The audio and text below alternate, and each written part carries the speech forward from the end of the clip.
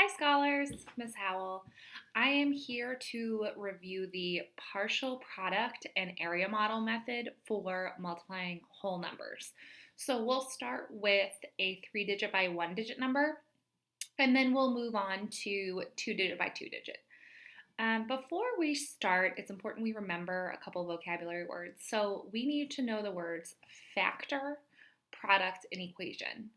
So right now, pause the video and just think about the definitions of those three words: factor, product, equation.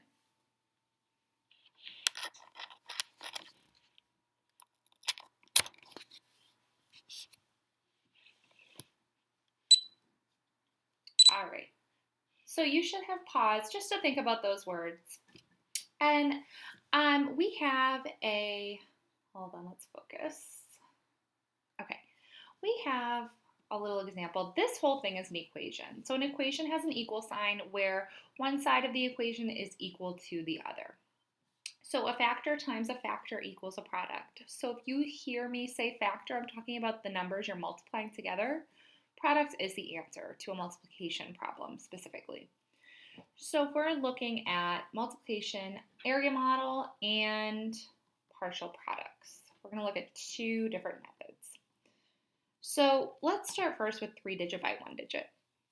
So if we had the equation 146 times 3 equals t.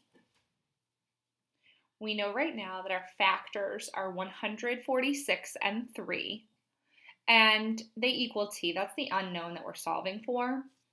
So with the area model method, we're going to be breaking this number apart by place value. So 146 becomes 146. 3 doesn't need to be broken down. 3 is already broken down. So now we're going to draw out our area model. So I have on one side here, we're just going to have 3 times, and it's going to be times 100 times 40 and times 6. So you want to try to show the values based on the size of the box. So I made this one bigger because this one's going to be 3 times 100, this one is 3 times 40, and this one's 3 times 6. So now we can use our method of extended multiplication facts. So I know that 3 times 1 is 3, and then I'm attaching these two zeros. So 3 times 100 equals 300. 3 times 40, well, I know that 3 times 4 is 12, and then I attach that 0, so 3 times 40 equals 120. And then 3 times 6 is 18. Okay, so now I'm going to just add up these partial products. So I have 300 plus 120 plus 18. 0 plus 0 plus 8 is 8. 0 plus 2 plus 1 is 3. And 3 plus 1 is 4. So that's telling, this is my final product. T equals 438. So this method is called the box method or the area model. We can also do the same problem using partial products. Partial products, it really depends on the person if they prefer one over the other. Partial products looks a lot more like what your parents probably saw learning how to multiply. It's not the standard algorithm yet, but it is building up that way. So you're going to set up your problem like this with your factor that has more digits on top of the factor with the less amount of digits. So I have 146 times 3. And it really is the same method of breaking apart the number. So first I'm looking at 3 times 100, and I have 3 times 100 over here equals, so I know 3 times 100 is 300. And I'm lining up the place values based on the factors. So notice that the 3, the hundreds place, 0 is the tens, 0 is the ones. Now I'm still multiplying by 3, my second factor. Now I'm doing 3 times 40. 3 times 40 is 120. So again, lining up by place value, I write my answer. And then 3 times 6. and 3 times 6 equals 18. Now we're going to add up our partial products.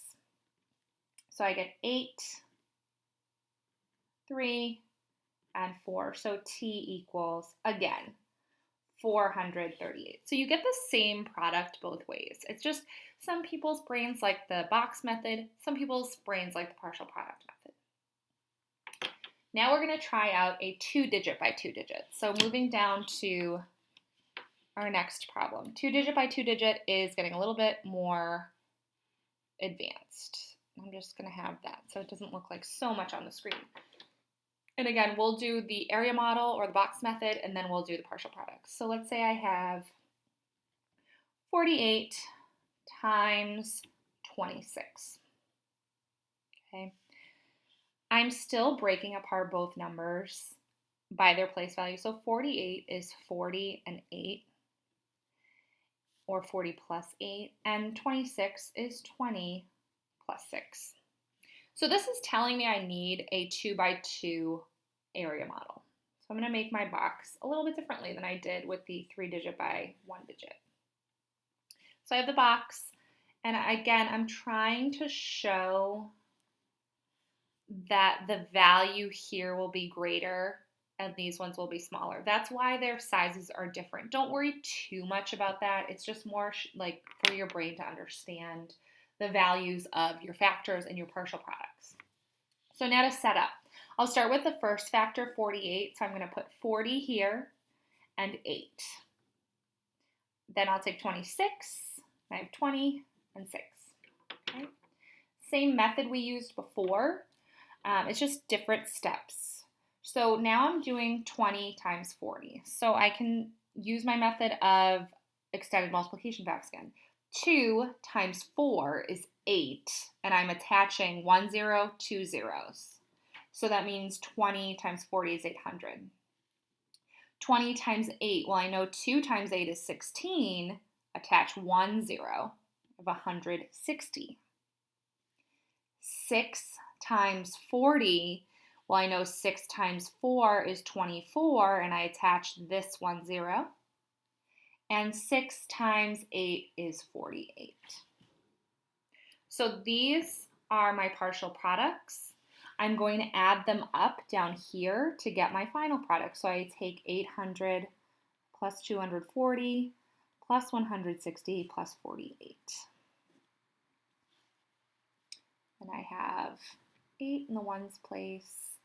4 plus 6 plus 4 is 14. Carry the 1. I have 10, 11, 12. So this means that 48 times 26, and we'll name our variable y, equals y. So y equals 1,248. So that's our area model. If we were to do this with partial products, we're going to set up the problem.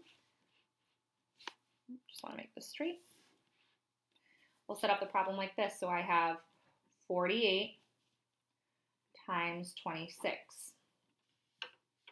So I will just start with my tens places. So 40 times 20, and I write it over here. 40 times 20 equals 800.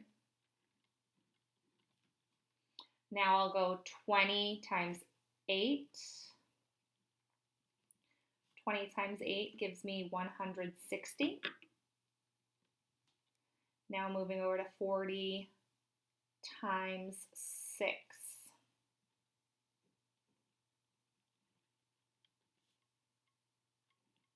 Equals 240. And then I have 6 times 8 equals 48. And I'm going to add them up. And if you've been careful when you're setting this up, the place values should be lined up and ready to add. So I get 8, 14, carry the 1, 10, 12. So that tells me y is equal to 1,248. So again, we get the same answer. So this method will work The same way as the one we did up top with 3-digit by 1-digit. This one does look a little bit more like the standard algorithm that your parents are probably used to, but either way is fine to use, and either way will get you the correct answer. So hopefully that gave you a better idea of how to use two different multiplication methods to help you multiply multi-digit numbers. I will link some extra practice for you to use if you feel like you need some more self-checking.